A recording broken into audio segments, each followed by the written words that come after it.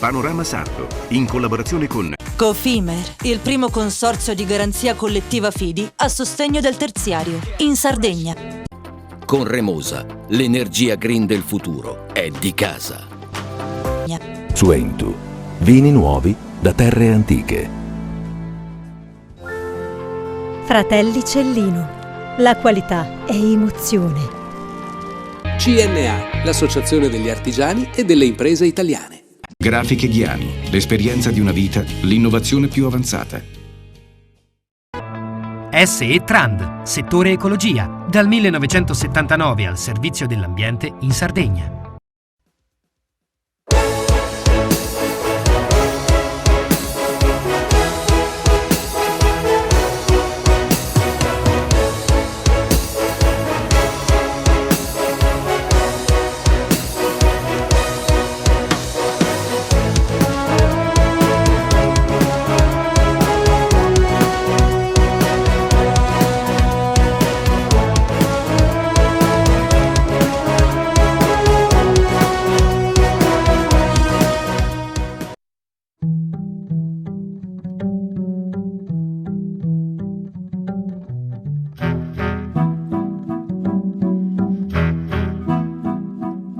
Il tempo passa, corre come un cane che ha visto il suo padrone che non trovava più.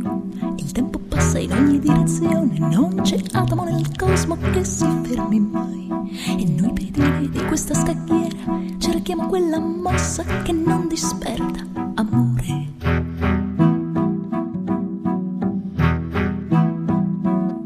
E noi cavalli di questa scacchiera tentiamo quella fuga che mette in crisi il re. E noi distesi dentro questa sera cerchiamo quell'intesa che forse più non c'è. Nasce il sole, tramonta ancora e cambia la stagione intorno a me. Sole d'inverno, neve d'estate, ma c'è una neve che non scioglierà nemmeno il caldo, quello che ad agosto la mia pelle nuda, bianca, bacerà.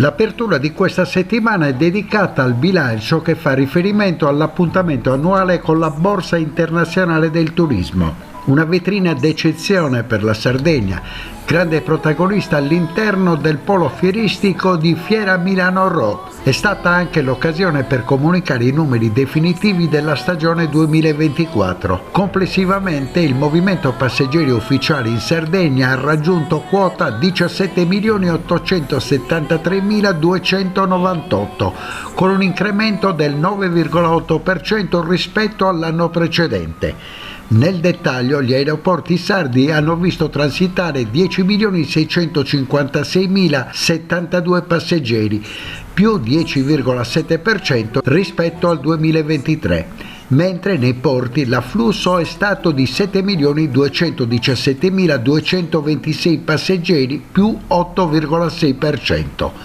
A Milano, nello stand di 1040 metri quadri, erano presenti 54 operatori turistici, oltre alle fondazioni regionali Montebrama, Barumini Sistema Cultura, Pula Cultura Diffusa e l'Associazione Borghi Più Belli d'Italia. Gli spazi a disposizione hanno consentito di esporre non solo il ricco patrimonio ambientale e culturale, ma anche le numerose eccellenze che fanno della nostra regione una delle mete turistiche più ricercate ed ambite dai vacanzieri. È veramente una bellissima esperienza questa, e unire il turismo all'innovazione tecnologica è qualcosa di straordinario. Noi dobbiamo recuperare questo gap che abbiamo e sicuramente l'innovazione tecnologica si concilia benissimo col turismo per promuovere una Sardegna importante e quindi come dire, unire le due forze e lavorare in sinergia dà la possibilità veramente alla Sardegna di uscire, di avere una comunicazione, un racconto della Sardegna importante. Con l'assessore Cucureddu vorremmo mettere in campo un progetto importante legato appunto a turismo e innovazione tecnologica. Noi stiamo lavorando sui digital twin, quindi sui gemelli digitali, per fare una mappatura di tutte le nostre bellezze dal punto di vista urbanistico, archeologico, tutto ciò che la Sardegna ha, mapparla e fare veramente un gemello digitale per poter raccontare e avere la Sardegna veramente tecnologicamente a prova di app, ecco, e quindi promuovere l'innovazione e quindi ampliarla è importantissimo per questo, perché insieme si riesce veramente a lanciare e a promuovere la Sardegna anche con l'innovazione tecnologica e con l'intelligenza artificiale. In contemporanea con la BIT, fino all'11 febbraio, sempre a Milano, è stato possibile visitare Nuragica, evento collaterale alla Fiera del Turismo,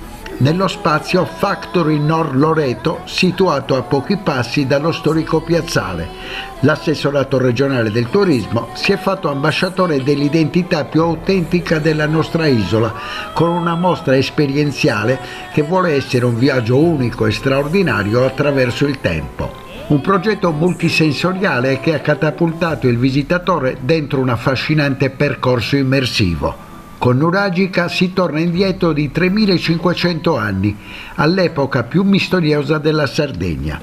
Il visitatore viene accompagnato in un viaggio ad alto valore emozionale, attraverso un alternarsi di luci, suoni e passaggi segreti che conducono a continue sorprese e cambi di scena. 10 scenografie immersive che guidano il pubblico alla scoperta di torri nuragiche, botteghe artigiane, santuari e tombe dei giganti, culminando con i traffici nel Mediterraneo grazie all'impiego dello storytelling e della realtà virtuale.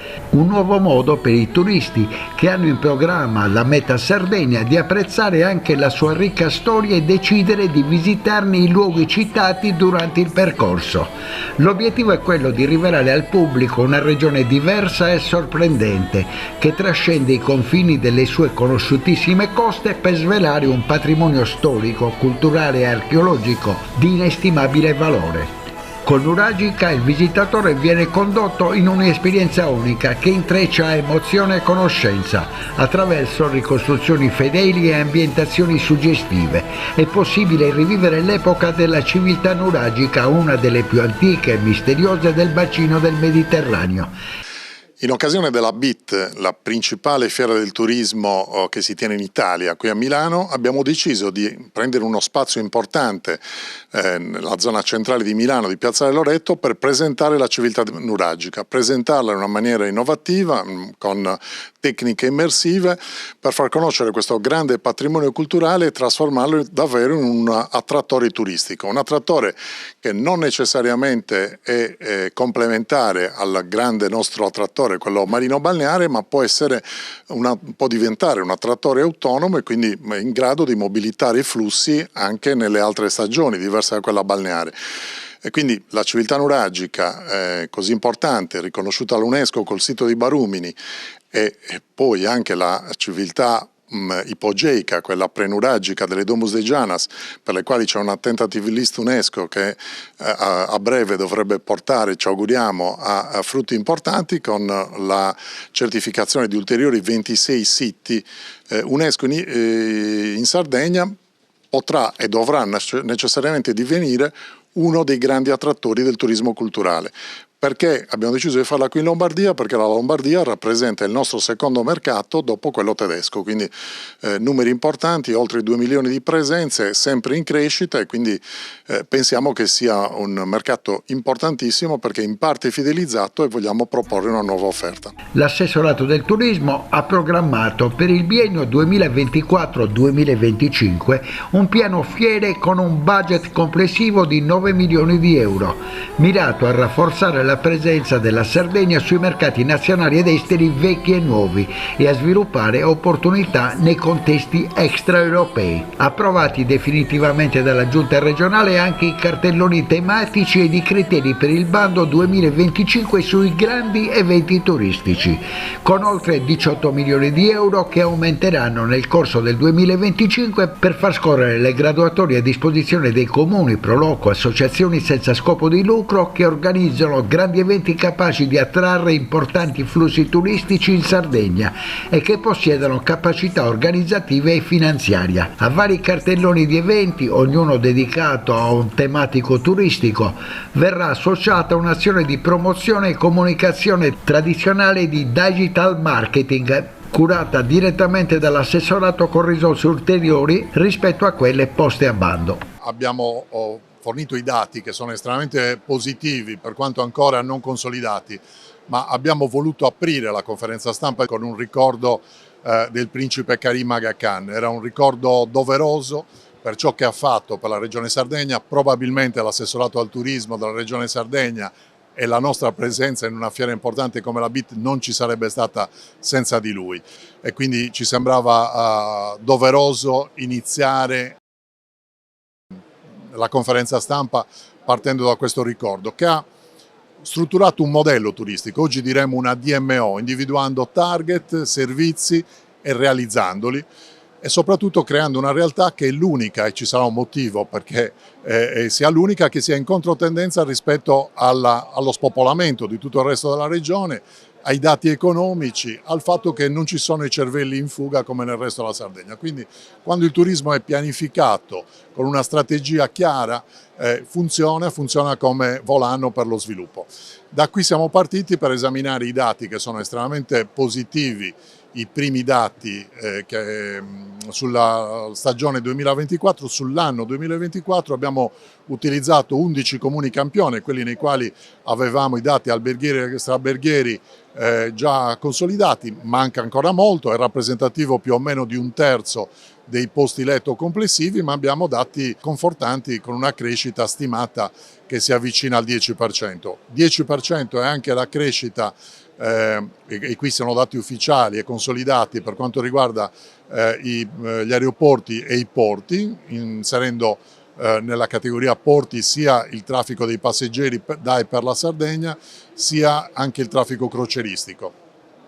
E quindi diciamo che, aspettando i dati più importanti, che per noi saranno quelli di capire quanto questo incremento di presenze abbia inciso sul PIL, che perché è l'unico elemento che a noi interessa, è far crescere l'economia e la ricchezza della Sardegna e dei sardi, abbiamo anche nel corso della conferenza stampa esaminato e illustrato alcune delle strategie che abbiamo messo in campo per il 2025.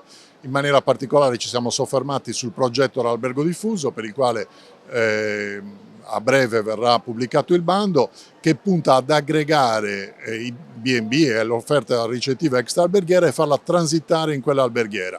Sono strutture che hanno ubicate solo all'interno dei centri storici e dislocati su più edifici che devono distare non più di 300 metri uno dall'altro, quindi un'offerta originale ma estremamente interessante, soprattutto per il turismo lento e il turismo nei borghi.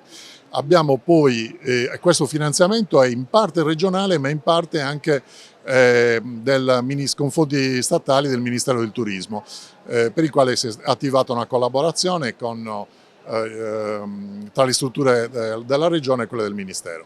Abbiamo poi illustrato il piano fiere, quest'anno articolato in 28 diversi appuntamenti, alcuni dei quali sono particolarmente significativi perché per la prima volta la Regione Sardegna sarà presente per esempio nel mercato americano, con 2 appuntamenti, un B2B riservato agli operatori che faremo a marzo a Las Vegas, e poi la fiera di Las Vegas del turismo che mette assieme tutte le principali agenzie, i principali operatori, ma anche il pubblico.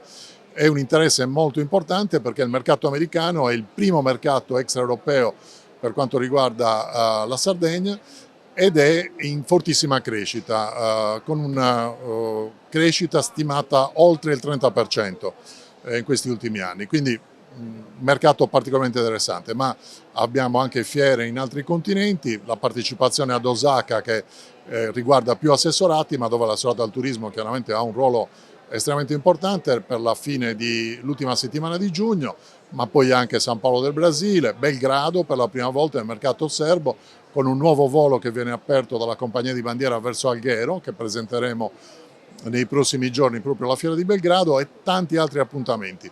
Per la BIT siamo particolarmente contenti, abbiamo uno stand molto ampio, oltre 1000 metri quadri, 54 operatori, e devo dire che insomma anche il fatto che sia uno stand molto pulito, dove si riserva molto spazio alle trattative e meno agli eventi e alle iniziative collaterali, è particolarmente significativo. Il messaggio che vogliamo mandare con piano fiere e piano degli eventi che abbiamo illustrato, articolato in 13 cartelloni, è quello non più di ragionare del prodotto Sardegna in termini di monoprodotto balneare, semmai parlando di mesi di spalla o settimane di spalla, ma cambiare il paradigma e pensare a nuovi prodotti turistici che siano in grado di accendere i riflettori sulla Sardegna per almeno una settimana in ogni mese di bassa stagione. Abbiamo iniziato col Capodanno, candidando la Sardegna a essere attrattiva di turismo invernale, anzi a essere il leader tra i grandi eventi del Capodanno nel periodo invernale, con 17 eventi di qualità e quantità importanti. Proseguiamo ora con il Carnevale, poi con la Settimana Santa e così via. Insomma, tanti prodotti legati all'archeologia, al paesaggio, alla gastronomia, al turismo lento, ai percorsi, al turismo nei borghi, ai cammini religiosi che in vista del Giubileo assumono una particolare rilevanza. Insomma, se tutte le strade portano a Roma, speriamo che qualcuna di queste possa passare anche per la Sardegna. E per questo abbiamo voluto associare a questi 1000 metri quadri all'interno della fiera di Rho della BIT anche 500 metri quadri nei quali abbiamo illustrato in maniera innovativa con la mostra nuragica, quindi una mostra immersiva, la nostra civiltà nuragica, poco conosciuta ma estremamente affascinante, come si è dimostrato con le autorità, i giornalisti e gli operatori presenti.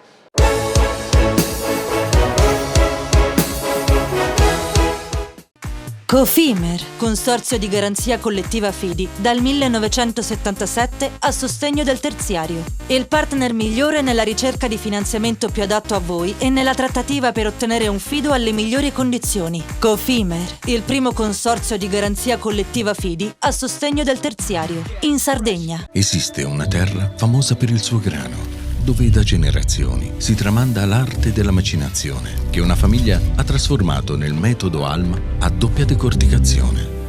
Alma, dal latino anima, perché macina solo l'anima del chicco, quella più pura, che dà alla pasta un colore brillante e un gusto intenso. Così nasce la nuova pasta Cellino. Fratelli Cellino, Mastri Mugnai, dal 1955. Remosa, in attività in Sardegna dal 1955. Oggi è leader nazionale nello sviluppo del progetto Idrogeno Verde. Con Remosa, l'energia green del futuro è di casa. Difficile rapporto con le banche? Conta su CNA. CNA, l'associazione degli artigiani e delle imprese italiane.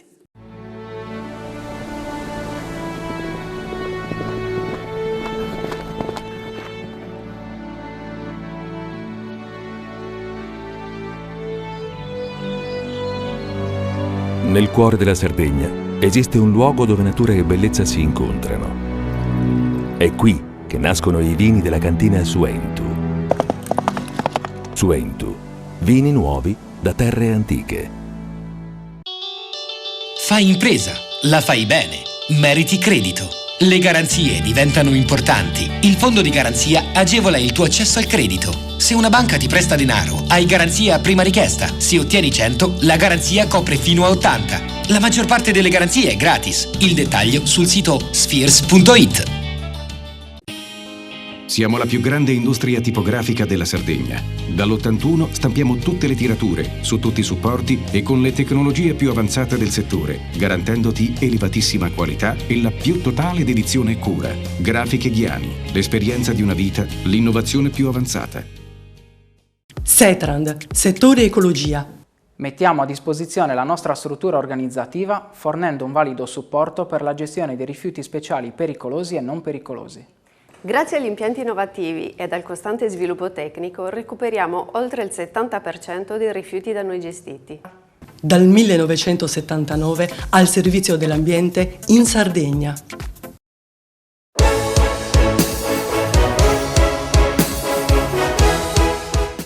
Bene, abbiamo concluso la prima parte nella quale abbiamo parlato di turismo, in modo particolare della presenza di Nuragica a Milano fino a metà febbraio. Abbiamo parlato della Borsa Internazionale del Turismo, rimaniamo sul tema per un evento tutto cagliaritano, nuova sede del consolato di Montecarlo a Cagliari, padrone di casa Roberto Bolognesi.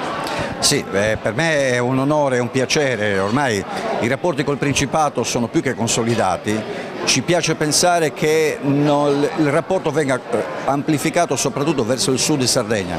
Costa Smeralda ormai fa già parte di un circuito di vicinanza con Montecarlo, ma anche il sud Sardegna meriterebbe un certo tipo di attenzione. Montecarlo piace tantissimo la tranquillità, il mare, la pulizia, ma soprattutto l'ambiente. Io penso che anche il sud di Sardegna possa essere un prodotto presentabile e vendibile per i monegaschi.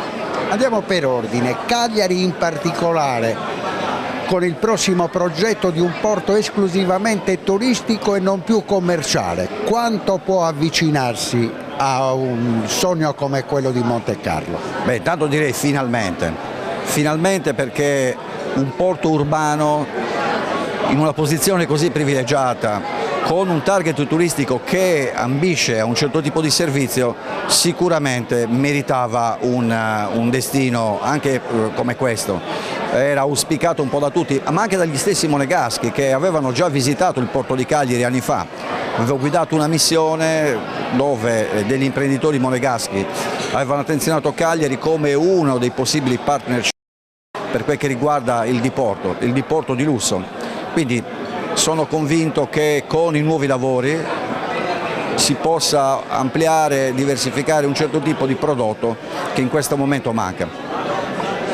La nascita a Cagliari di alcuni alberghi a 5 stelle a livello assoluto è importante. Ma infatti a me piace parlare di prodotto. Il prodotto di un certo target di lusso è offrire determinati servizi, non deve essere solo il porto turistico, deve essere anche l'hotel, deve essere anche un certo tipo di servizio di ristorante, di bar, di tutto quello che attiene a una vita comoda, agiata di un certo tipo di turisti. Vediamo che in questa serata nella quale si festeggia la nuova sede ci sono imprenditori che rappresentano tutto il mondo dell'economia sardo e cagliaritano. Mi piace pensare che non sia solo il mondo dell'economia, anche se sicuramente è un motore fondamentale e importante, però c'è anche il mondo dello sport, c'è anche il mondo della cultura, dell'agricoltura e uno spaccato, una rappresentanza di quello che è l'eccellenza del sud Sardegna, senza nulla togliere al resto della Sardegna, però in questo momento era quasi impossibile fare qualcosa di plenario, però cerchiamo di affinare quello che possono essere dei progetti, delle proposte adatte a Montecarlo in modo da poterci presentare appunto con un prodotto valido per le esigenze monegasche. Roberto Bolognese da quanti anni rappresenta Montecarlo in Sardegna? 10 anni, 11 anni se non sbaglio. Sì. E com'è nato questo nuovo passaggio in una carriera che ti vede impegnato come presidente di Confesercenti regionale, ti vede impegnato nella sicurezza dell'aeroporto di Cagliari? Beh, guarda, non c'è un motivo specifico, probabilmente in me hanno visto un qualcosa che poteva rappresentare determinate esigenze. Io penso che nella rappresentanza soprattutto, ecco, mi piace pensare che sia uno spirito di rappresentanza, probabilmente con la vita di relazioni, con la capacità di mettere insieme, coniugare varie esigenze. Questo è un qualcosa che era gradito ai monegaschi. Ecco. Vorrei concludere con una riflessione bolognese, la nostra chiacchierata. La scorsa settimana ho raccontato la storia e l'arrivo in Sardegna dell'Aga Khan Karim, che veniva proprio da Monte Carlo, da quelle zone, e aveva deciso di fare un passaggio turistico completamente diverso in Costa Smeralda. Mentre noi oggi vogliamo vedere quel progetto importante per il capoluogo della Sardegna. Guardi, si potrebbe riassumere nella parola magica che manca ancora alla Sardegna: l'attrattività imprenditoriale. Dobbiamo importare investitori illuminati come l'Aga Khan, come il Principe, imprenditori che hanno una visione di equilibrio, anche salvaguardando le proprie esigenze, perché no, economiche, imprenditoriali, con le esigenze del territorio. Però dobbiamo assolutamente aprirci, siamo ancora molto chiusi, c'è molta strada da fare. Ma nel frattempo sono nati bravi imprenditori turistici anche nella classe isolana. Certo, però quello che mi piace sottolineare è che tutto ciò che è stato innovativo, anche come disegno, è un qualcosa che hanno fatto un po' gli altri. Costarelli hanno fatto i belgi e gli inglesi, Alghero lo sviluppo è stato fatto dagli anglosassoni, dagli inglesi e dai tedeschi. Costa Smeralda è un prodotto che certamente non è partito dal basso, non è partito dai locali. Dobbiamo semplicemente, come facevano gli scolaretti, i buoni scolaretti, copiare ed estendere questo tipo di concetto. E Dio solo sa se ci sono ancora spazi, soprattutto nel sud di Sardegna, insisto. E concludiamo questo speciale dedicato all'evento Nuova Sede per il consolato, che vede gemellate Monte Carlo con la Sardegna, con Antonella Siragusa, che è responsabile del club del turismo. In effetti sì, sono stata nominata presidente di questa associazione degli ambasciatori in destinazione Principato di Monaco, ed è un'associazione nata proprio per incrementare i rapporti tra la Sardegna e il Principato. Il nostro obiettivo è quello di portare entro un tempo ragionevole il Principe qui in Sardegna, e soprattutto siamo a fianco del nostro console Roberto Bolognese e lo supportiamo nelle sue attività per una crescita non solo sociale ma anche commerciale. Antonella, mi diceva il console bolognese che c'è grande attenzione per la ristrutturazione del porto di Cagliari. Per la ristrutturazione? Del porto di Cagliari. Del porto di Cagliari, tantissimo, anche perché comunque già si sono innescati dei contatti e noi stiamo implementando e incrementando questi contatti affinché appunto anche il Principato di Monaco possa dare il suo contributo alla città di Cagliari, al porto di Cagliari, e per uno sviluppo anche come volano dell'economia e dell'attività portuale. All'evento per l'inaugurazione della nuova sede del Consolato del Principato di Monaco in Sardegna non poteva mancare l'ex campione di vela Mirko Babini, oggi presidente mondiale della Formula Kite, romagnolo di nascita ma sardo acquisito da 20 anni. Esattamente così, ormai oltre il 50% della mia vita l'ho passato in quest'isola e immagino che continuerà, e me lo auguro che continui così. Sono una persona innamorata di quest'isola e ho cercato di portare quello che è la mia grande passione per il mare, di portarlo in un'attività imprenditoriale, di passione, di volontà, e soprattutto andare a sviluppare quelli che sono eventi che mi hanno visto coinvolto direttamente in tutto il mondo, piano piano portarli e averli in Sardegna. Appunto nel 2005 la prima volta.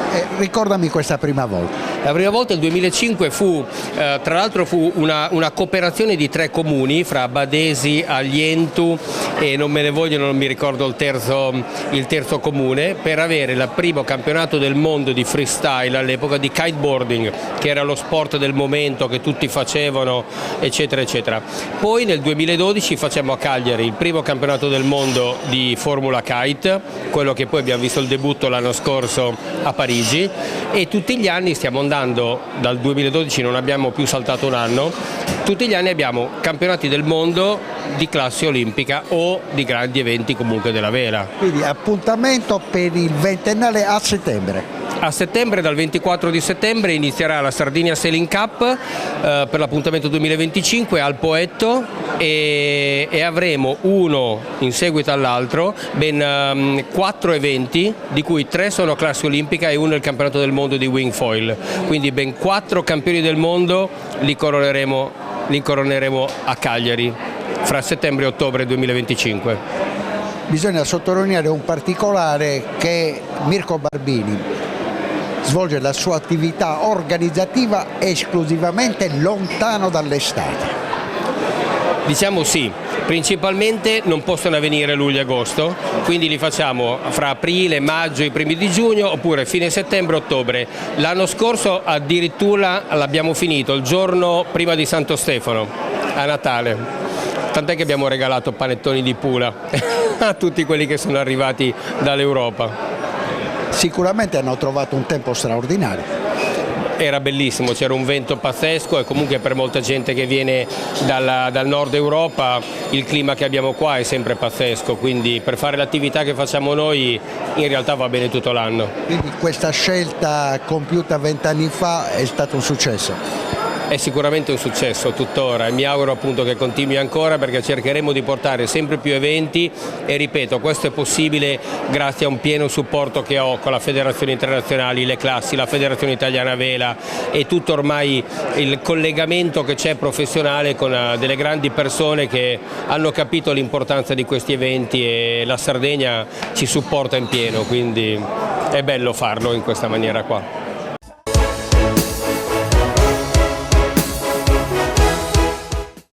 Cofimer, consorzio di garanzia collettiva Fidi, dal 1977 a sostegno del terziario. Il partner migliore nella ricerca di finanziamento più adatto a voi e nella trattativa per ottenere un fido alle migliori condizioni. Cofimer, il primo consorzio di garanzia collettiva Fidi a sostegno del terziario, in Sardegna.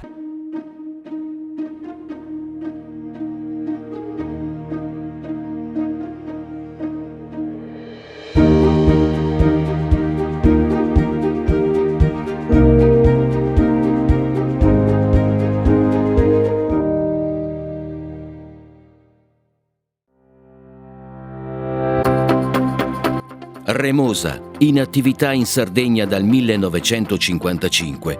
Oggi è leader nazionale nello sviluppo del progetto Idrogeno Verde. Con Remosa, l'energia green del futuro è di casa.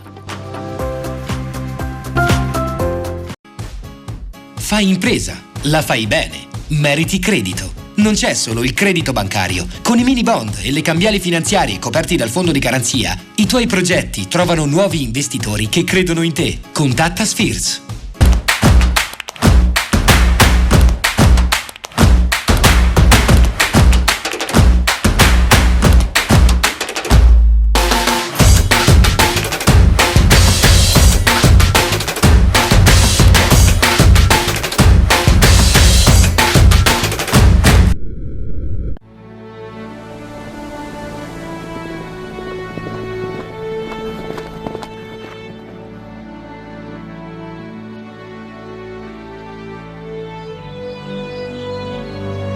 Nel cuore della Sardegna esiste un luogo dove natura e bellezza si incontrano. È qui che nascono i vini della cantina Suentu. Suentu, vini nuovi da terre antiche. Meno scartoffie e più efficienza? Conta su CNA. CNA, l'associazione degli artigiani e delle imprese italiane. Setrand, settore ecologia. Siamo in grado di attivare il servizio di pronto intervento ecologico in caso di emergenza e con potenziale contaminazione delle matrici ambientali. Forti delle nostre competenze e dei nostri mezzi, realizziamo bonifiche di siti inquinati anche da amianto.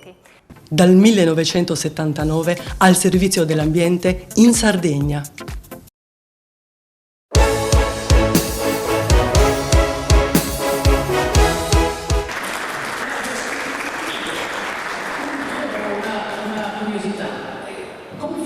Colmare le disuguaglianze territoriali, contrastare lo spopolamento, rendere più attrattivi i piccoli comuni sardi e incentivare i residenti a rimanere, oltre ad attrarre nuovi abitanti, per una Sardegna più connessa, sostenibile e viva. Questi gli obiettivi ambiziosi alla base della creazione di DiDiGo, la nuova piattaforma di mobilità condivisa, ideata da Claudio Usala e il suo staff, la presentazione di questo progetto innovativo nella sala consiliare del comune di Armungia, paese natio del giovane imprenditore. Abbiamo deciso di fare questa presentazione del progetto qui ad Armungia per sostenere la comunità, oltretutto le mie radici sono armungesi, quindi mi pregio di questo, e perché no, proprio per far toccare con mano anche il pubblico oggi presente le difficoltà del raggiungere che provano tutti i giorni gli abitanti di questi comuni per raggiungere nella quotidianità. DiDiGo nasce come progetto per dare un servizio reale alle persone che, come qua ad Armungia, trovano tantissime difficoltà nel muoversi, spostamenti quotidiani, recarsi in città o comunque devono obbligatoriamente recarsi in città perché non ci sono tanti servizi in queste località che purtroppo sono in fase di desertificazione. Quali sono le caratteristiche di questa app che sarà sicuramente ed è un progetto che deve aiutare le comunità lontane fra di loro? DiDiGo vuole essere l'anello di congiunzione tra le più note app di carpooling, una su tutte BlaBlaCar, e i servizi di ride sharing, Uber, Lyft. Perché vuole essere un anello di congiunzione? Perché Uber piuttosto che Lyft purtroppo non è fruibile dalle masse, perché ha dei costi importanti.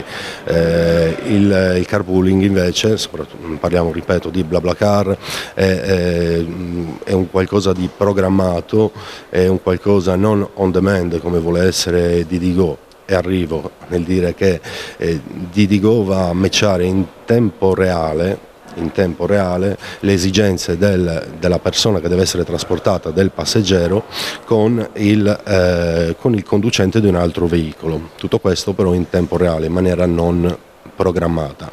Abbiamo un algoritmo che va a trovare le esigenze del driver. Con le esigenze intendo gli itinerari del driver, li va a far matchare con l'itinerario che dovrà fare il passeggero. Una app che sarà fruibile da subito, oggi la presentazione, ma per i nostri telespettatori ti chiedo, DiDiGo, da dove nasce questo nome così simpatico? DiDiGo ha una storia abbastanza buffa, è colpa di mia figlia, a dire il vero, si chiama Diletta, io ogni mattina la svegliavo, ancora oggi la sveglio così, DiDiGo, il nomignolo è Didi. Allora quando stavamo facendo uno studio sul naming dell'applicazione è venuto fuori questo nome, questo modo di dire che avevo in mente, abbiamo fatto uno studio sull'apprezzamento da parte delle persone e è piaciuto subito e quindi insomma diciamo che c'è anche un po' di mia figlia in questo progetto qua. Sindaco, oggi qui in biblioteca ad Armungia la presentazione di una app ultramoderna, novità e soprattutto per la collettività.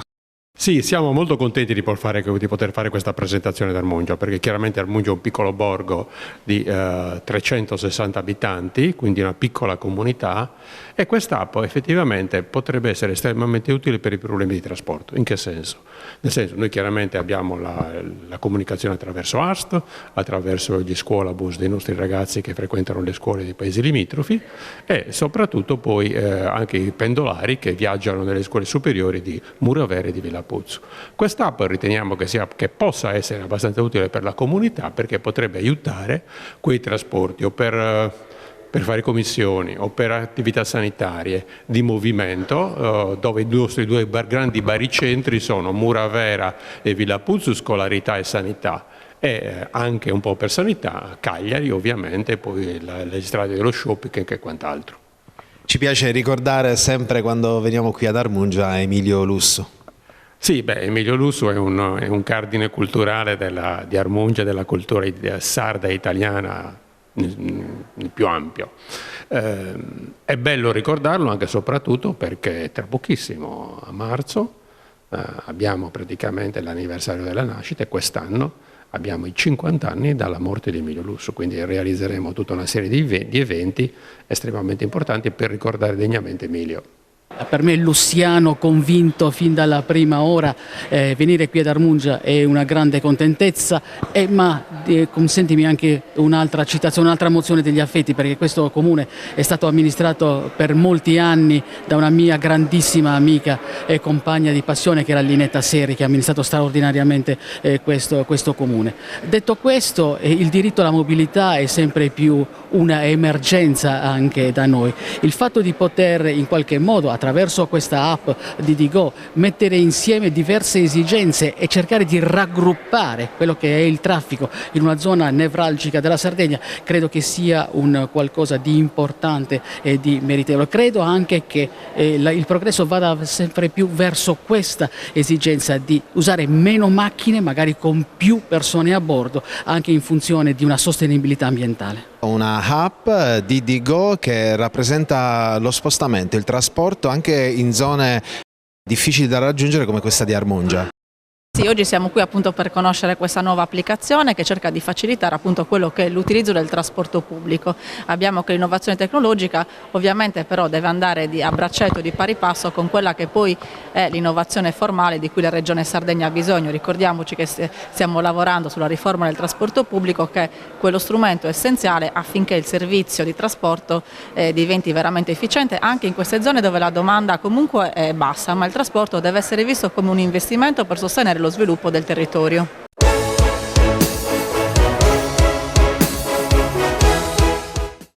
Cofimer, consorzio di garanzia collettiva Fidi, dal 1977 a sostegno del terziario. Il partner migliore nella ricerca di finanziamento più adatto a voi e nella trattativa per ottenere un fido alle migliori condizioni. Cofimer, il primo consorzio di garanzia collettiva Fidi a sostegno del terziario, in Sardegna. Siamo la più grande industria tipografica della Sardegna. Dall'81 stampiamo tutte le tirature, su tutti i supporti e con le tecnologie più avanzate del settore, garantendoti elevatissima qualità e la più totale dedizione e cura. Grafiche Ghiani, l'esperienza di una vita, l'innovazione più avanzata.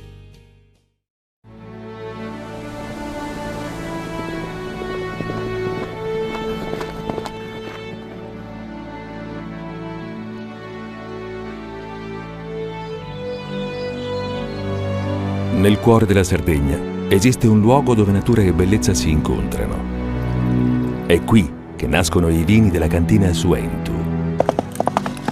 Suentu, vini nuovi da terre antiche. Nessuno lotta per la tua impresa? Conta su CNA. CNA, l'associazione degli artigiani e delle imprese italiane. Remosa, in attività in Sardegna dal 1955. Oggi è leader nazionale nello sviluppo del progetto Idrogeno Verde. Con Remosa, l'energia green del futuro è di casa.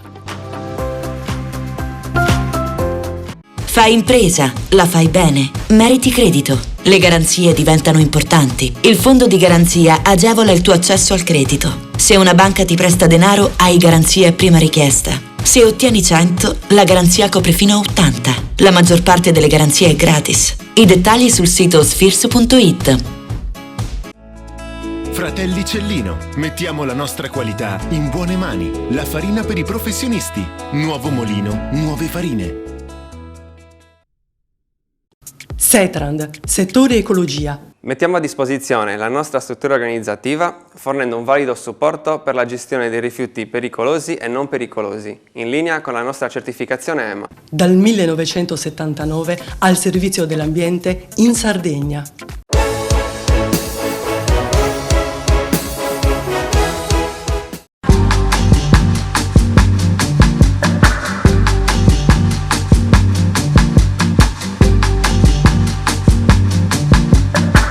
Con i suoi 70.000 abitanti, Quartu è la terza realtà comunale della Sardegna, ma non molti sanno che la sua superficie territoriale sfiora i 100 km² ed è superiore a quella del capoluogo dell'isola, che ha una superficie totale di 80 km².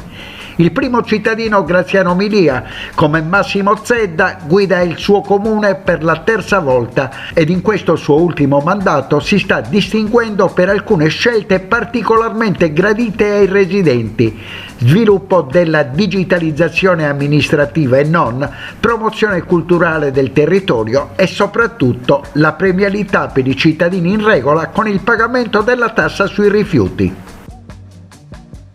Per riassumere, noi abbiamo tre categorie, insomma. Abbiamo un 30%, 33% dei cittadini che pagano regolarmente e che accedono addirittura appunto alle premialità che noi attribuiamo, quindi delle riduzioni ulteriori, credo che siamo fra i pochi, insomma, che in Italia utilizzano questo strumento. Poi abbiamo una metà, un altro terzo, diciamo, un altro 33% di cittadini che un po' con difficoltà, non regolarmente, ma comunque pagano, e poi abbiamo un'evasione che stiamo riducendo però negli anni di un altro 33-34%. Poi naturalmente c'è una fascia di cittadini che ha difficoltà per motivi oggettivi a pagare la Tari, e su questi interveniamo attraverso i servizi sociali e con dei contributi e con delle esenzioni per un importo complessivo di circa 130.000 euro l'anno, appunto per andare incontro a quelle famiglie che hanno difficoltà.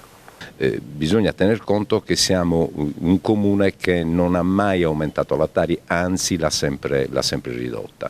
Questo grazie appunto a un recupero dell'evasione fiscale. Noi cerchiamo di applicare il famoso detto, no, pagare tutti per pagare meno, e da questo punto di vista stiamo ottenendo dei risultati molto positivi. A fronte però, questo lo devo dire, di una situazione complessiva che non è molto positiva.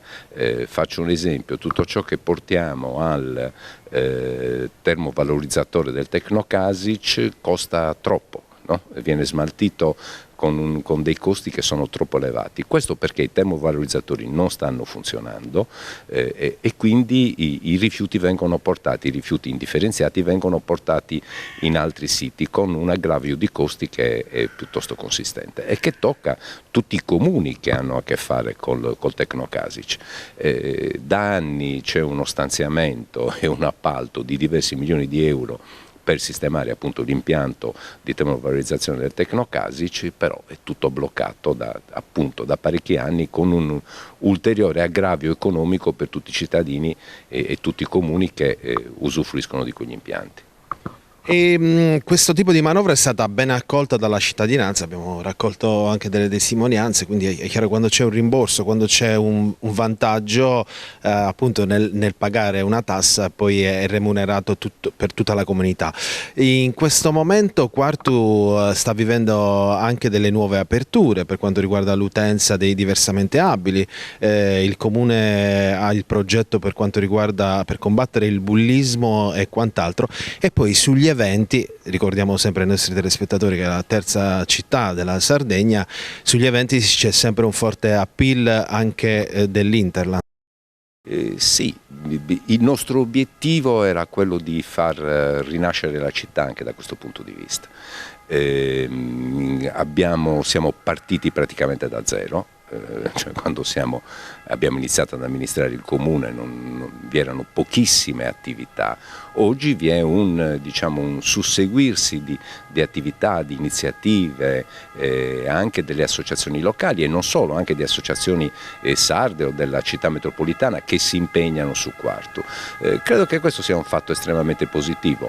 Il nostro obiettivo naturalmente però non è fermarci qui, il nostro obiettivo è quello di andare oltre, di potenziare l'offerta culturale che noi possiamo dare attraverso la fondazione che abbiamo istituito, attraverso l'apertura prossima del teatro comunale e attraverso anche alcune altre iniziative che eleveranno di molto anche il livello dell'offerta culturale della città. Un'altra componente fondamentale sono i servizi online. Il Comune ha comunque istituito una pagina molto fruibile, ritornando anche un po' all'aspetto quello della Tari, dove l'utente può tranquillamente vedere lo stato della sua situazione e comunque scaricare moduli. Anche questo è stato un ulteriore vantaggio e questo fa parte anche della componente dello staff del Comune, che è sempre fondamentale. Sì, questo va sottolineato positivamente. Dico questo perché solitamente prevalgono le cattive notizie, no? Le buone notizie non guadagnano le prime pagine dei giornali.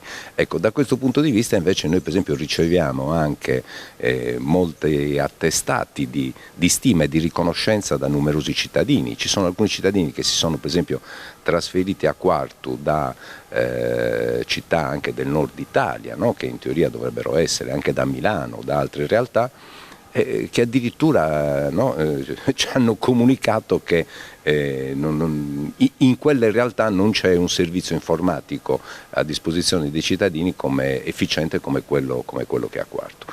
Credo che anche questo sia un fatto positivo. Insomma, sono tante cose, ecco, che generano quella che noi abbiamo chiamato anni fa la rinascita della città.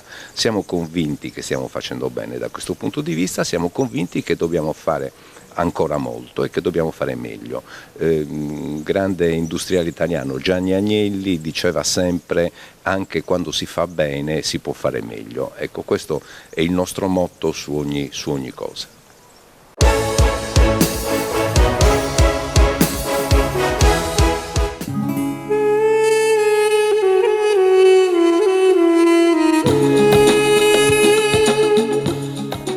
Il caso del giorno riguarda la possibile influenza dei dazi annunciati da Donald Trump sulle produzioni europee, con particolare riferimento, che ci preoccupa davvero tanto, all'export del pecorino romano. A questo punto è importante guardare a quanto è accaduto nel recente passato, quando alla guida della Casa Bianca c'era per la prima volta il magnate leader dei repubblicani a stelle e strisce. Nel 2019 il pecorino romano valeva 5,30 euro al chilogrammo, mentre oggi ha raggiunto la quotazione di 12,20 euro, quando ben il 35% della nostra produzione è assorbito dal mercato statunitense. Questo mi fa pensare che eventuali dazi potrebbero essere assorbiti meglio, ha dichiarato Gianni Maodi per la terza stagione alla guida del consorzio, e nel frattempo il presidente è convinto che sia possibile lavorare con profitto su altri mercati. Oggi negli States la Sardegna esporta 13.000 tonnellate su una produzione complessiva di 36.000. 6 anni fa la quota dell'export sul principale mercato d'oltreoceano era pari al 45%. La produzione del romano assorbe il 70% del latte di pecora trasformato nell'isola. Nel dettaglio, su 300 milioni di litri, oltre 240 sono indirizzati all'attività del consorzio con sede regionale a Macomer. Con il dollaro forte rispetto all'euro, il romano rappresenterebbe una garanzia anche con un dazio del 10%. Se invece Trump decidesse di applicare un'aliquota più alta, è stata già quantificata una perdita massima che potrebbe raggiungere i 40 milioni con un dazio del 25%. I più ottimisti ricordano che nel 2019 era stata inizialmente prevista proprio una tassa all'export del 25%, ma che alla fine il latte sardo si salvò e furono colpite dalla dogana USA solo le produzioni casearie a base di latte vaccino. Oggi la parola d'ordine è diversificare i mercati dell'export. Proprio mercoledì scorso il presidente Maodi ha annunciato che è pronto a partire un nuovo progetto internazionale con la trasmissione del bando di gara all'Ufficio delle Pubblicazioni dell'Unione Europea. È stata avviata la procedura di selezione dell'organismo di esecuzione del programma di informazione e di promozione dei prodotti agricoli in Canada. La descrizione dettagliata e i requisiti richiesti per la partecipazione alla gara di selezione sono stati già pubblicati sul sito web istituzionale del consorzio. L'obiettivo, annunciato da Maodi, rientra in quello più generale dell'Unione Europea di rafforzare l'immagine, la competitività, la riconoscibilità e il consumo dei prodotti agroalimentari europei sul mercato canadese, in particolare diffondendo tra i consumatori la conoscenza dei valori e dei requisiti di qualità e di sicurezza alimentare espressi dal sistema comunitario delle denominazioni di origine, come il pecorino romano DOP. Tra gli obiettivi rientra anche quello di affrontare e combattere il problema della concorrenza di prodotti italiani sounding, che non solo offrono qualità ed elementi nutrizionali inferiori, ma minacciano la tenuta dell'economia delle zone di produzione. Il pecorino romano DOP da secoli è conosciuto e apprezzato in tutto il mondo, è pronto così ad una nuova vincente sfida sui mercati internazionali, forte del perfetto equilibrio tra tradizione e innovazione.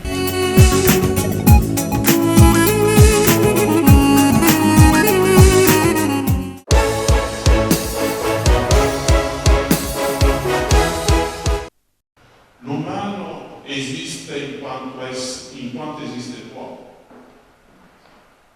ovvero nell'attributo essenziale, poiché lo contraddistingue rispetto a tutte le che oggi si danno come delle verità assolute. Un volume che contiene 48 contributi di figure del mondo scientifico ed umanistico internazionale. Vuole essere un elogio delle qualità evolutive, cognitive e immaginative dell'uomo, una voce critica a difesa delle caratteristiche essenziali e universali dell'umano, mostrando l'inganno dei dogmi e del pensiero unico che vuole contraddistinguere il mondo di oggi.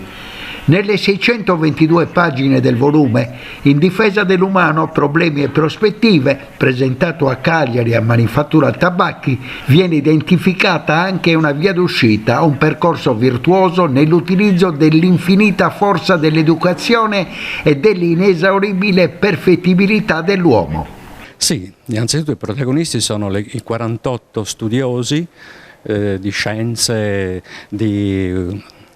umane, di sociologia, filosofia, eccetera, sono i veri protagonisti. 48 contributi, sono 2 volumi in difesa dell'umano, e poi questa sera ci saranno diversi protagonisti, tra cui il sottoscritto, che hanno scritto dei saggi, ce ne sono almeno 5, che racconteranno le loro analisi e le loro prospettive, i loro progetti per uscire da una situazione difficile nella quale ci troviamo.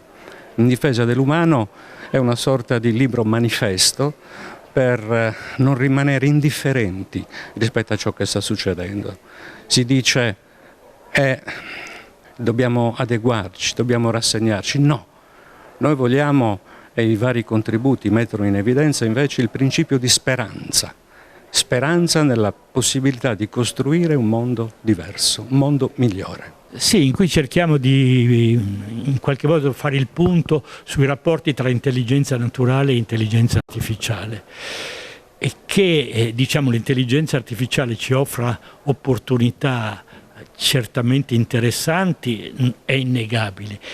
Il grosso problema è quello di vedere e stabilire, anche in presenza degli ultimi sviluppi, cioè delle prese di posizione anche su interventi che non riguardano problemi strettamente tecnologici, ma problemi etici e politici dei maggiori player americani dell'intelligenza artificiale, non sono rassicuranti circa le modalità d'uso a cui le grandi compagnie che sviluppano questi nuovi sistemi tecnologici pensano e sui quali puntano.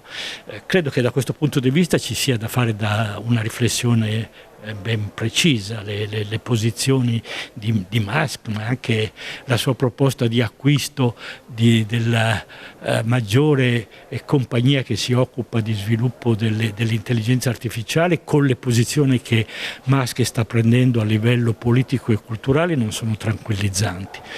E quindi io credo che vada rafforzata la prospettiva dell'Unione Europea di procedere a una regolamentazione seria attraverso l'atto che riguarda appunto l'intelligenza artificiale, dei suoi usi e delle sue applicazioni, prima di dare un via libera completo agli sviluppi di carattere economico e commerciale di queste nuove applicazioni.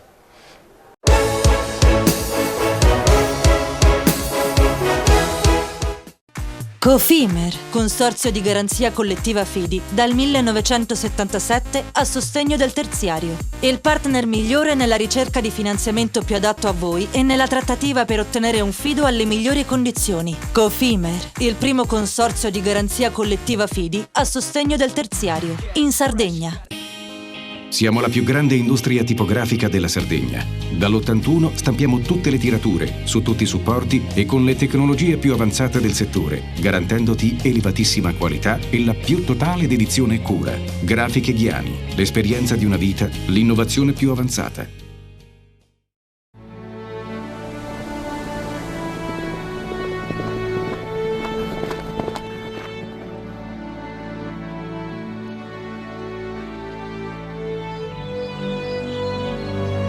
Nel cuore della Sardegna esiste un luogo dove natura e bellezza si incontrano. È qui che nascono i vini della cantina Suentu. Suentu, vini nuovi da terre antiche. CNA, l'associazione degli artigiani e delle imprese italiane. Difficile rapporto con le banche? Conta su CNA. CNA, l'associazione degli artigiani e delle imprese italiane. Remosa, in attività in Sardegna dal 1955. Oggi è leader nazionale nello sviluppo del progetto Idrogeno Verde. Con Remosa, l'energia green del futuro è di casa. Fai impresa, la fai bene, meriti credito. Le garanzie diventano importanti. Il fondo di garanzia agevola il tuo accesso al credito. Se una banca ti presta denaro, hai garanzia a prima richiesta. Se ottieni 100, la garanzia copre fino a 80. La maggior parte delle garanzie è gratis. I dettagli sul sito sfirso.it.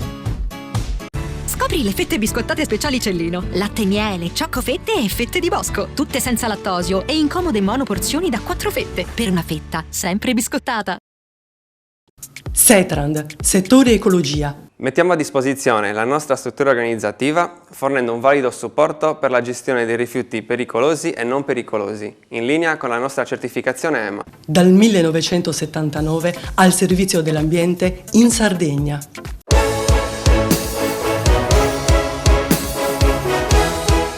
$60.000 morti al giorno per morti improvvise, che vengono definite legate ad eventi cardiaci. 4,5 cittadini sardi muoiono tutti i giorni. E questo, Valerio, il quadro di una manifestazione Cardiologie Aperte 2025 che si è tenuta al Abruzzo e viene promossa in tutta l'isola per allenare i giovani studenti al poter dare un soccorso che possa essere vitale per chi si trova vittima di questi accadimenti fisici. Hanno partecipato all'evento 3 licei di Cagliari, l'Alberti, il Dettori e l'Euclide e 2 istituti, l'Azzuni e il De Santis de Ledda. È la mission del Ministero dell'Istruzione e del Merito che a partire dalla legge sulla buona scuola del 2015 ha indicato una pista ben precisa alle scuole rispetto al fatto che l'insegnamento delle tecniche del primo soccorso debba far parte delle curricoli di istituto. Questo è stato ribadito anche dalle recenti linee guida sull'insegnamento trasversale dell'educazione civica, che rappresenta appunto, diciamo, quel contenitore all'interno del quale ogni istituto può programmare delle iniziative, dei corsi, dei percorsi di formazione che possono poi davvero essere incisivi e significativi nella formazione degli studenti come cittadini attivi. Questo dei cittadini attivi è un concetto molto alto, sono parole alate e poi praticamente i ragazzi hanno risposto bene. C'è stata una risposta davvero molto rilevante da parte degli istituti e quindi noi ci auguriamo, ringraziamo appunto l'azienda Abruzzo, ringraziamo il dottor Marco Corda per aver dato questa possibilità e speriamo appunto di poterla replicare in prossime occasioni. Quali sono i numeri isolani? I numeri isolani sono di 1600 morti improvvise all'anno, il che significa 4,5 più o meno al giorno. Che indicazioni si dà ai cittadini? Le indicazioni per i cittadini sono quelle che stiamo facendo oggi, cioè è una condizione in cui il tempo è fondamentale. Dal momento in cui un paziente ha un arresto cardiaco abbiamo 5-10 minuti di tempo per poter intervenire e salvarlo, altrimenti il paziente è definitivamente perso, soprattutto dal punto di vista neurologico. E quei danni sarebbero irreversibili? Esatto, sarebbero dei danni irreversibili, particolarmente, ripeto, a livello neurologico, per cui quello che bisogna cercare di fare, a cominciare dalle scuole, è cercare di far conoscere la cultura della rianimazione cardiopolmonare, perché sono quei pochi minuti che diventano davvero, ed è proprio il caso di dirlo, di vitale importanza. Ecco, per cardiologia aperte qui all'Arnas avete messo assieme 3 licei e 2 istituti, parliamo del Dettori, l'Euclide, l'Alberti, più l'Azzuni e il Grazia De Santis, Grazia Deledda. È un primo segnale importante sul territorio, perché lavorare sugli adolescenti è evidente che porta più lontano che trasmettere messaggi in altra maniera. Si deve questa alla strada e questo il modo, la modalità per catturare attenzioni verso un tema così delicato? Assolutamente, credo che il messaggio debba passare soprattutto attraverso le scuole, attraverso i giovani, perché sono molto ricettivi, 2 perché sono coloro che hanno molto tempo e si possono trovare soprattutto in molti punti dove queste cose possono verificarsi e quindi è necessario un tempestivo intervento.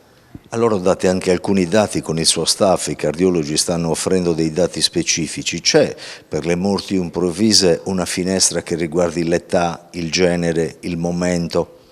Allora, le morti improvvise si possono verificare purtroppo in qualsiasi fase della vita, però la loro incidenza aumenta con l'aumentare dell'età.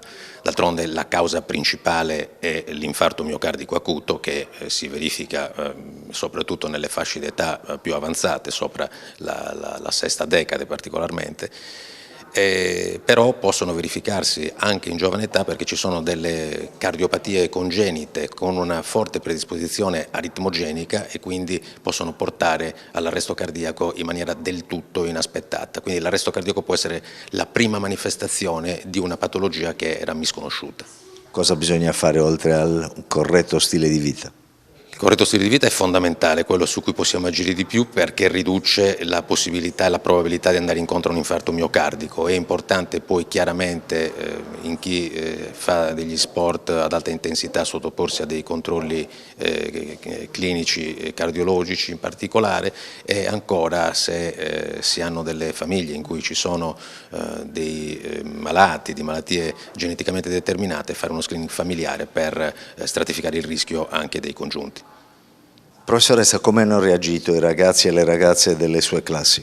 Allora, i ragazzi hanno reagito abbastanza bene, sono molto interessati, gli argomenti sono argomenti che loro già in parte conoscono e sono appunto importanti perché spesso e volentieri loro stessi si sono trovati in situazioni di emergenza e per cui questo lavoro, questa lezione, questo incontro li aiuta a capire esattamente se possono essere in grado di intervenire in caso di necessità. Professoressa, il corso che fa parte di Cardiologia Aperta 2025 qui al Bruzzu aiuta a capire cosa può accadere nei casi di emergenza, quindi un corso di rianimazione cardiopolmonare. In che modo un ragazzino, una ragazzina del liceo può essere, come dire, motivato anche a cambiare stile di vita perché sa che dietro questi eventi, come hanno detto gli specialisti, si può celare un equilibrio che non c'è? Beh, i ragazzi sono ragazzi maturi, sono ragazzi che hanno anche delle competenze dal punto di vista scientifico e soprattutto appunto i ragazzi che seguono questo percorso e che hanno approfondito proprio lo studio di anatomia e patologia e fisiologia di questo apparato e i ragazzi poi socializzano, quindi si trovano, come diceva la collega, in situazioni anche privatamente, quindi fuori dalla scuola, in situazioni di dover intervenire, e quindi sono molto interessati perché sanno di poter essere d'aiuto al loro amico o a un loro parente, e quindi hanno anche l'età giusta per poter aiutare, anche solo con una semplice telefonata, mentre l'altro amico magari interviene perché è più grande, perché è più forte. Il massaggio richiede anche una certa forza, e quindi insomma anche a questa età sia i maschi che le femmine possono essere d'aiuto e risolvere anche un problema grave. Noi siamo particolarmente orgogliosi perché oltre ad chiaramente a dare assistenza ai nostri pazienti, cerchiamo anche di divulgare la cultura della prevenzione e la cultura dell'amare il proprio corpo, e nella fattispecie di amare il cuore, e quindi cercare di evitare tutta una serie di situazioni che possono compromettere proprio l'azione, possono compromettere il muscolo più importante della nostra vita, proprio che è il cuore. È chiaro che più prevenzione c'è, e la cosa deve partire assolutamente anche dai banchi di scuola, perché fare una prevenzione chiaramente da adulti non ha la stessa efficacia che fa da adolescenti, quindi è giusto che comunque si cresca con la convinzione che amarsi, avere un corretto stile di vita è basilare affinché il nostro organismo ne tragga beneficio, e soprattutto il muscolo più importante della nostra salute, che è il cuore.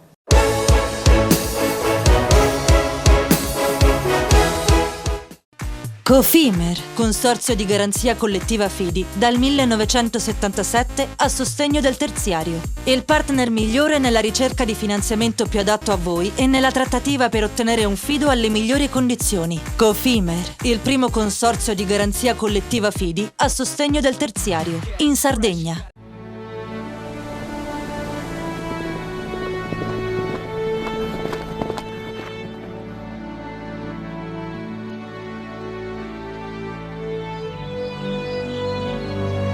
Nel cuore della Sardegna esiste un luogo dove natura e bellezza si incontrano. È qui che nascono i vini della cantina Suentu. Suentu, vini nuovi da terre antiche. Meno scartoffie e più efficienza? Conta su CNA. CNA, l'associazione degli artigiani e delle imprese italiane. Fai impresa, la fai bene, meriti credito. Le garanzie diventano importanti. Il fondo di garanzia agevola il tuo accesso al credito. Se una banca ti presta denaro, hai garanzia a prima richiesta. Se ottieni 100, la garanzia copre fino a 80. La maggior parte delle garanzie è gratis. Il dettaglio sul sito spheres.it. Remosa, in attività in Sardegna dal 1955. Oggi è leader nazionale nello sviluppo del progetto Idrogeno Verde. Con Remosa, l'energia green del futuro è di casa. Tutto inizia da un amore.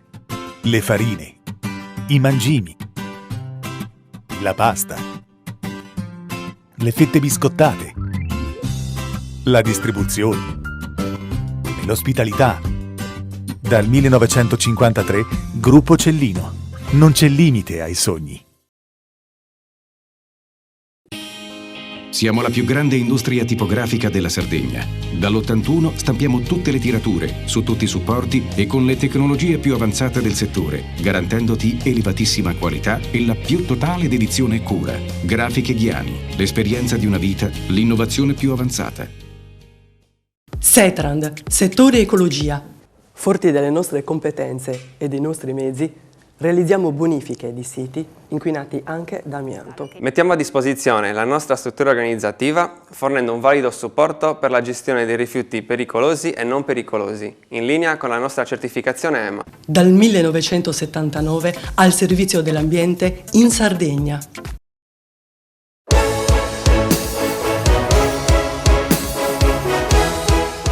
Cibernetica per il valore che hanno i dati e per il danno che si ha nell'interrompere delle importanti attività. Rimaniamo nella sede dell'azienda regionale di rilievo nazionale ad alta specializzazione Brossu, dove è stata presentata la campagna dell'Agenzia per la Cybersicurezza Nazionale sulla protezione dei dati sanitari.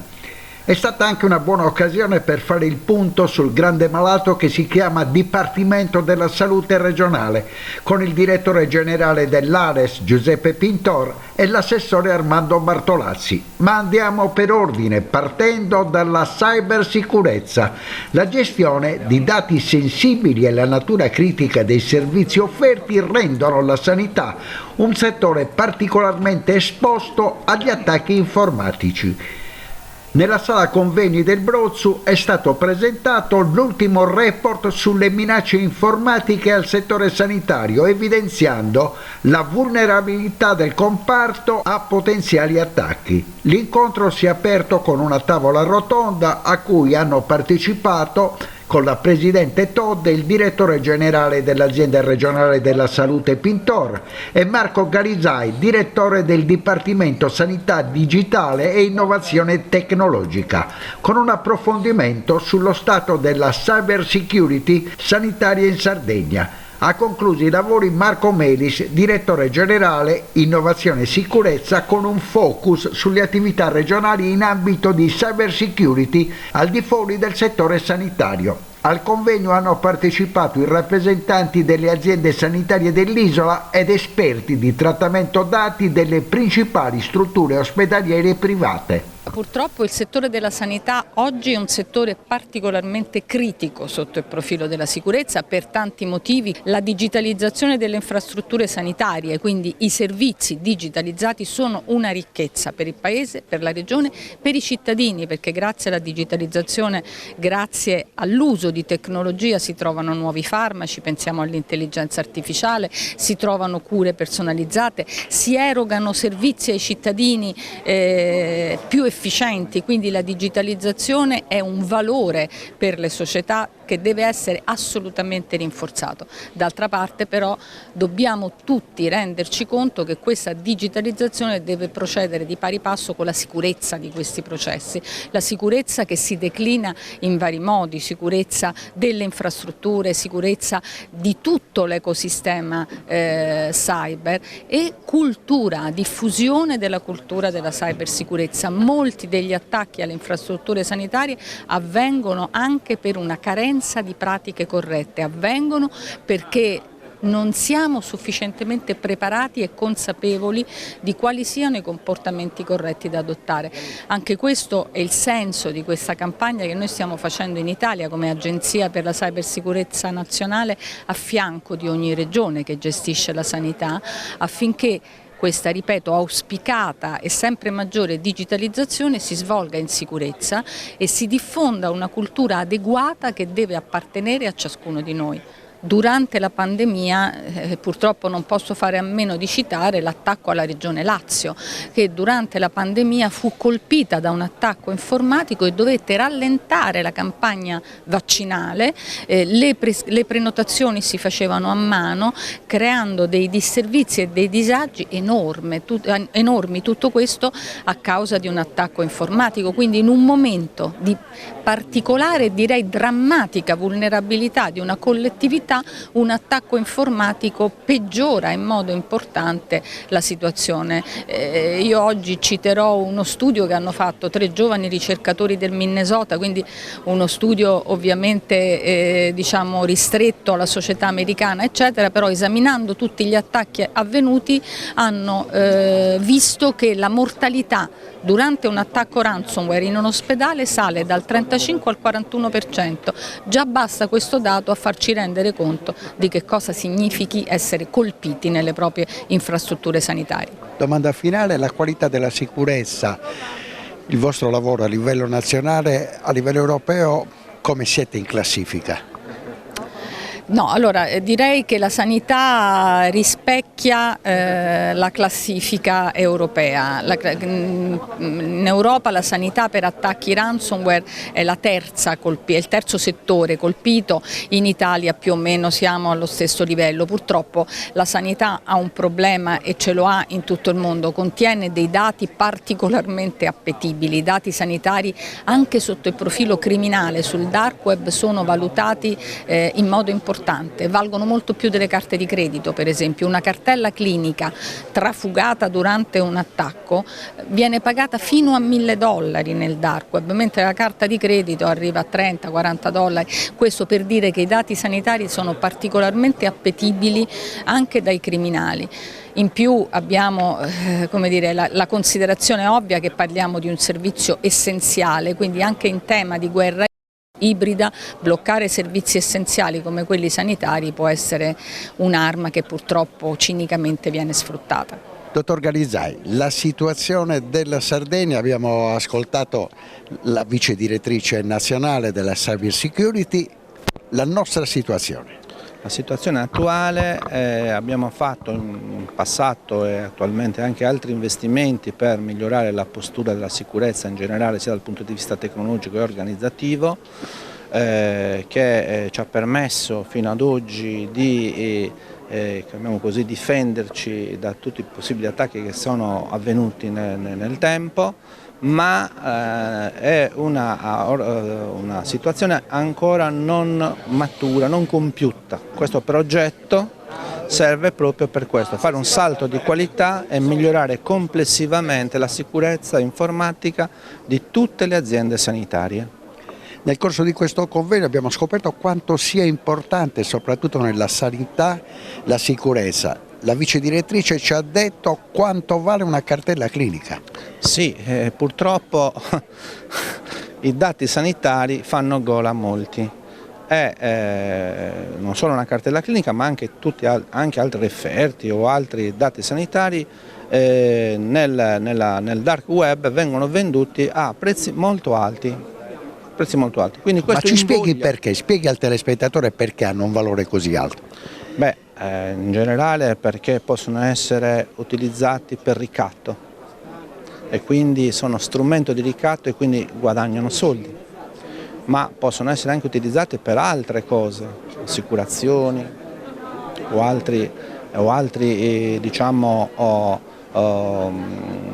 motivi spesso anche un po' mascherati, a noi non conosciuti. Però soprattutto per ricatto, non per niente gli attacchi non avvengono nel distruggere i dati, gli attacchi avvengono per criptare i dati, poi filtrano una parte di essi o anche la totalità, li tengono nascosti nel dark web e ti ricattano dicendo se vuoi di nuovo avere i tuoi dati nella tua azienda devi pagare, quindi ricatto, ransom.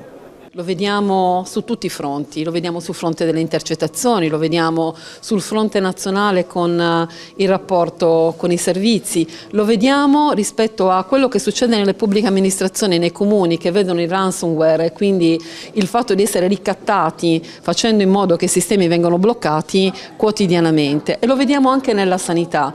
Voi immaginate il valore che può avere un dato legato a una patologia, legato al fatto di poter capire che cosa succede ad un paziente in termini farmacologici, in termini di cercare di influenzare quelle che possono essere poi le politiche sanitarie, in termini di valutazione rispetto per esempio a una persona per quanto riguarda il proprio lavoro, per quanto riguarda la propria vita futura. Questo ci deve far capire che noi come Regione dobbiamo ovviamente collaborare con l'Agenzia Nazionale, ma allo stesso tempo dobbiamo anche dotarci di politiche nostre per essere in grado di proteggere i dati di tutti i cittadini, in particolare di quelli più fragili che hanno un percorso sanitario. Quindi oggi sarà importante riuscire proprio a creare consapevolezza e creare anche, come dire, idea della dimensione del fenomeno. Una delle cose che non accade, ed è un problema, è far capire fuori a un cittadino normale quanto possa essere d'impatto questo tema e soprattutto quanto sia importante lo sforzo di tutti per proteggere i dati, per avere delle buone pratiche e per fare in modo che il fascicolo sanitario piuttosto che le informazioni che noi abbiamo gestite nella pubblica amministrazione debbano essere protette per noi e per ovviamente il buon funzionamento delle istituzioni. Nel frattempo, entro la fine del mese, dovrebbe essere licenziata la legge di riforma sanitaria, l'inizio del percorso che porterà al rinnovo dei vertici di tutte le ASL regionali. Per le aziende più importanti si vocifera che ci saranno molti arrivi dalla penisola, ma anche in questo caso andiamo per ordine analizzando i primi mesi di lavoro del numero 1 della sanità sarda, che ha fatto il percorso inverso lasciando la guida del prestigioso Gaslini di Genova per assumere a fine estate il comando dell'Ares, l'azienda regionale della salute. Subito dopo la parola all'assessore Armando Bartolazzi. La sua esperienza in Sardegna ci ricorda il generale Custer alla storica battaglia di Little Big Horn. Sono volati 5 mesi, come sono stati? Sono stati impegnativi sicuramente.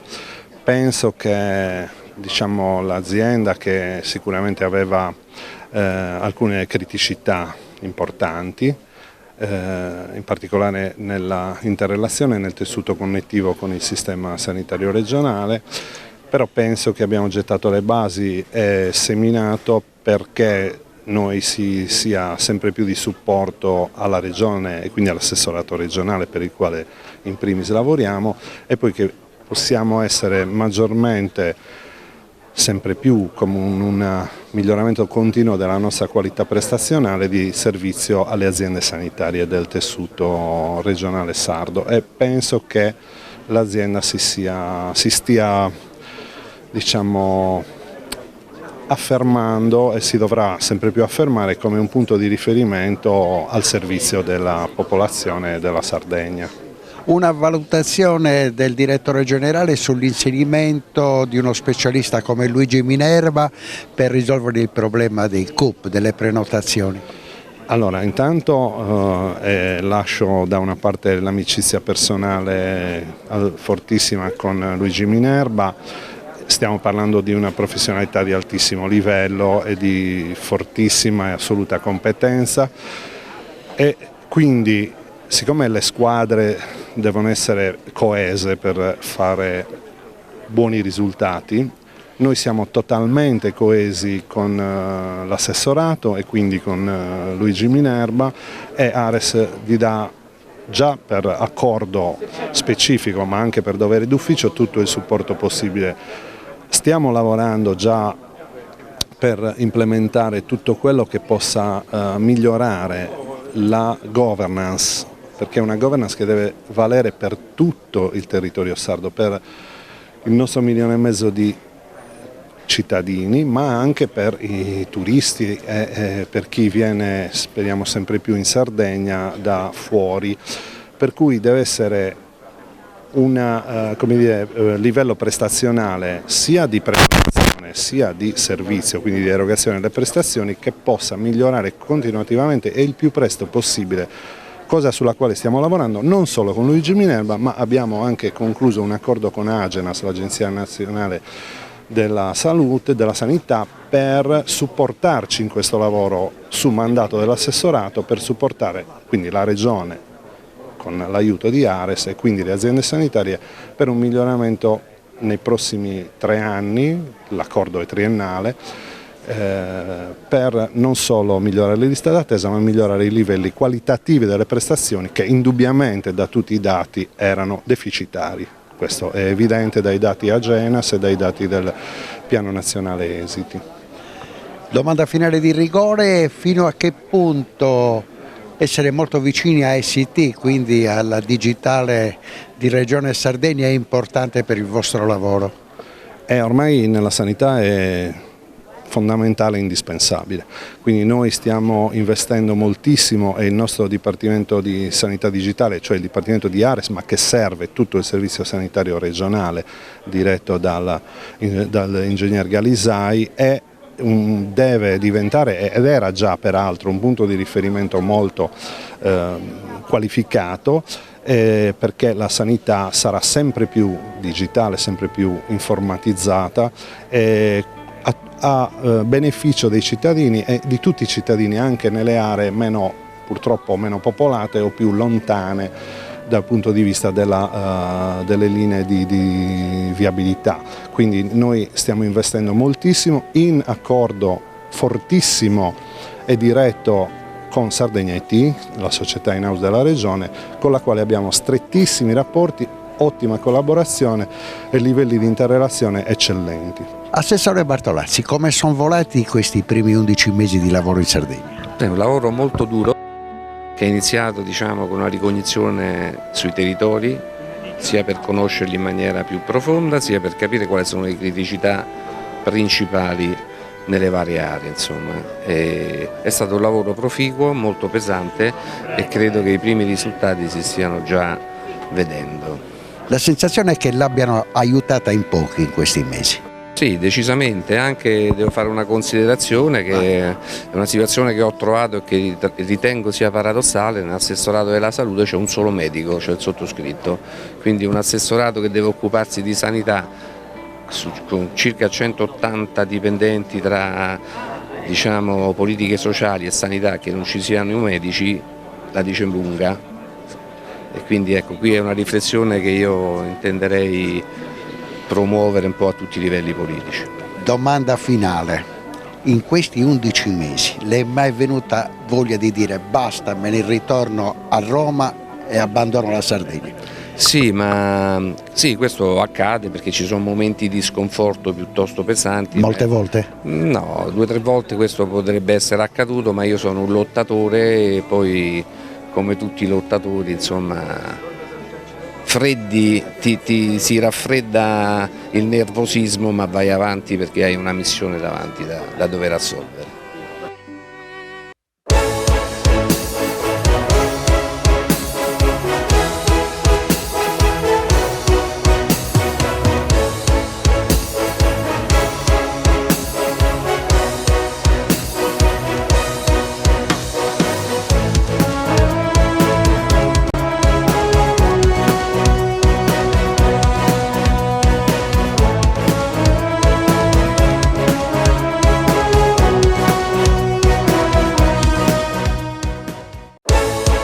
Panorama Sardo, in collaborazione con Cofimer, il primo consorzio di garanzia collettiva fidi a sostegno del terziario, in Sardegna.